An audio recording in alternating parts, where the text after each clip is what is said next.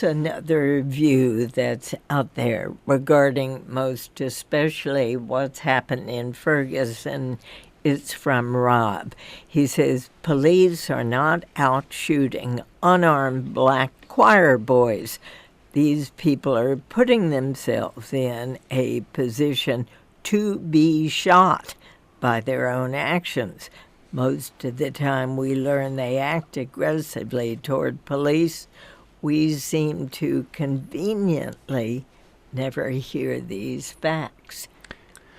Well, I think what that represents is a kind of the aggressive pushback on both sides that destroys the ability to have a conversation here. And obviously, in some cases, Tamir Rice was shot, a 12-year-old boy, shot and killed by police, was doing nothing. So there are cases.